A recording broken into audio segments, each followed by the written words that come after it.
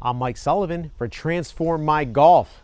Now, we've all been in this situation before. Boy, all we want to do is hit an easy little pitch shot onto the green. But between us and the green is an obstacle, or it's a hazard.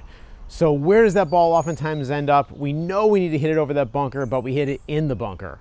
So let's talk a little bit about the thought process on that and how you can practice so that the next time you get in that situation on the course, you're going to feel confident about getting the ball over the bunker, onto the green, to shoot lower scores, make more pars, and make the game more fun. Don't chunk it. Don't scull it. Hit it over the bunker. Ah. Okay, we got to get it over the bunker. All right, don't leave it in the bunker.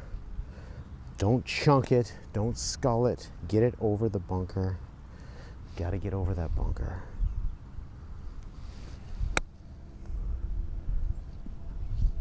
And you hit it in the bunker. Okay, has this ever happened to you? So you're playing a golf hole, you're green side, so this is a par 5, and we're green side in 3 shots, hitting the 4th shot up onto the green, trying to get up and down. And boy, we just hit the ball in the bunker. Now, even though I told myself, don't hit the ball in the bunker, don't chunk it, don't scull it, I inevitably left it short, and I ended up hitting that thing in the bunker. So what's going on here? So number one, from the mental side, think about, be positive. When I say be positive, have an intention on what you want to do. Don't be concerned about what it is that you don't want to have happen. If you say to yourself, don't hit it in the bunker, don't hit it in the water, don't chunk it, don't scull it, that's not going to make you relax. It's not going to make you perform better. So always remember that performance equals skill minus interference. So if you can possibly be as good as you can be, you're not going to be able to have any interference, or as little as possible. And having negative thoughts and having concerns are going to make you're just not going to perform as well. So always think of the positive, what you intend on doing.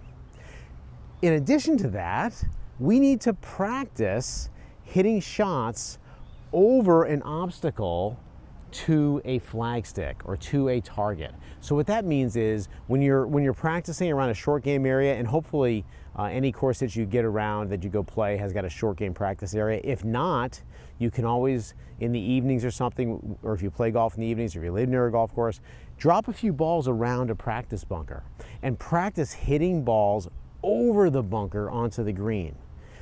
Change your mindset to one where you're not focusing as much on what's immediately in front of you, but you're able to focus more on what is the target, hitting the ball to a target. Get used to seeing that ball carry in the air all the way to the target. So those sorts of things are really going to help out a lot when it comes to overcoming the fear of getting over an obstacle. When you look at really good players who would have no trouble hitting this little pitch shot over this bunker, they don't even see the bunker. They're not worried about it. They're completely focused in on the target. And if we don't have an opportunity to practice on a target, getting over those obstacles, we're going to be in uncharted waters. We're not going to be comfortable when we get on the golf course. All right. Another thing we want to do is, I've got a 60-degree wedge here. If you have a 60-degree wedge and you feel confident in it, then use it. But if you don't use this thing all the time, if you don't have a 60-degree wedge that you can really trust and hit good shots 9 out of 10 times, then don't use it. Use your figure 56 or your sand wedge if you have to, okay? So practice the way that you're gonna play. Get around that practice green, or get out to a golf course during slow hours and practice hitting balls over obstacles until you feel really comfortable doing it. And one more thing, none of us are perfect. So sooner or later, even if you practice, yes, a ball will go into a bunker you're trying to get over it. Don't worry about it. Next time you get on the golf course, do the best you can to think about the positive, what you want to accomplish. Don't be concerned about what you don't want to have happen. And you know what? You're gonna get over those obstacles. You're gonna have lower scores, and golf will be a lot more fun. So I would say what we talked about a minute ago is really a lot to do with the mental side and becoming desensitized to the whole issue or problem of having a bunker or an obstacle in front of us, between us and the green, to help us hit a shot we know we should be able to hit. Let's talk a little bit about the technique. And we're starting off here with basically a fairway lie. And believe it or not, sometimes if there's a little bit of rough, that your ball isn't just light rough, this is actually a little bit of an easier shot because the ball gets teed up a little. And so if you make less than perfect contact, less than perfect impact, you get a little scoopy and the club head passes your hands, you can still get away with the shot sometimes in a little bit of rough. So the problems people tend to have are either from fairway lies, or from really bare tight lies, or from thick, heavy rough. So let's talk first about the fairway lie shot. So with this shot, we're going to, and by the way, these short game shots, different people may play them a little bit differently, but we're doing this from the point of view of a mid to high handicapper or a beginning golfer. So we're going at this trying to help people who are still getting a handle on the game, who are, aspiring to shoot in the 80s. All right, here we go. So fairway lie ball is going to be a teeny bit forward of center because I want to be able to move onto my front side and incentivize myself to get weight moving forward, so the low end of my swing will be ahead of the ball. And we want to make sure as we do this, and we're going to practice this, by the way, we're not just going to do this on the golf course. I want to make sure that when I hit this little shot, this practice swing, that my divot is a little bit ahead of the ball. That means I'll be able to make solid contact.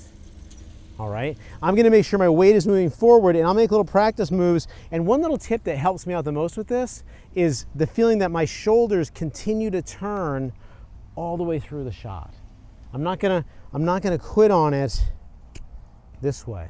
I'm going to keep my shoulders turning with a relaxed grip, and that helps me do this. And quite frankly, making all these divots ahead of where the ball would be gives me tons of confidence. All right, so let's do this.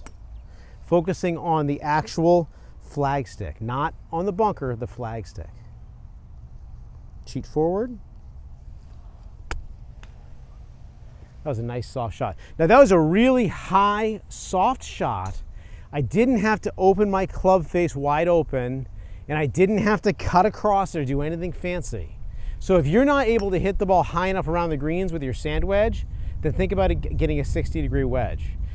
One little tip here is also when you're hitting these 60-degree wedge, feel like your landing spot is the hole, because no one ever hits it far enough at first, because the extra loft, it makes the ball fly a lot shorter. Okay, so now let's take a look at the hard pan type lie, and this is a tough one.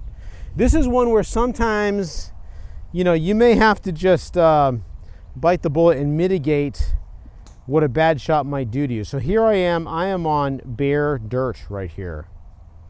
Okay. So on this shot, solid contact is a must, and quite frankly, people that have played a lot of golf that are highly skilled, this shot's a lot easier for them than newer golfers.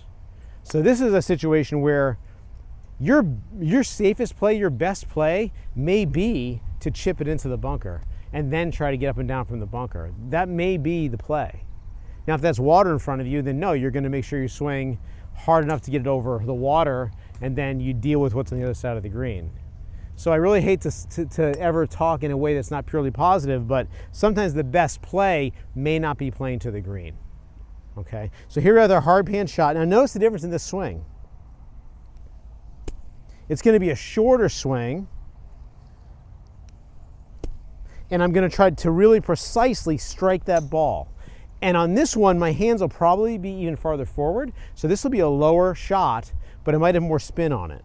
Okay, so this is not quite as far forward in my stance. I'm going to play this over here so that you can get a good look at how we do it. And I do have here's a bare spot. Okay, I do have a bare spot here. So we're going to play this right here. Crisp little swing.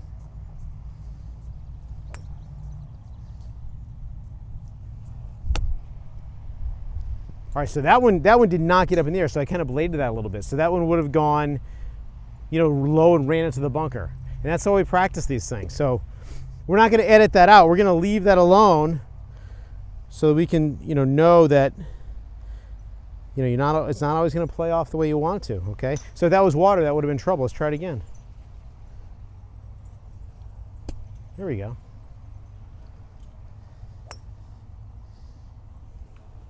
There we go. All right.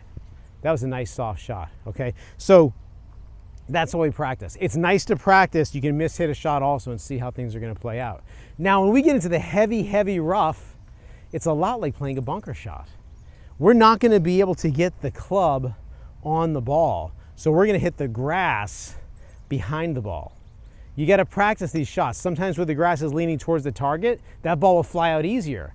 If the grain is running away from the target, or towards you, I guess you would say, then you're going to need a lot more speed to get that ball out.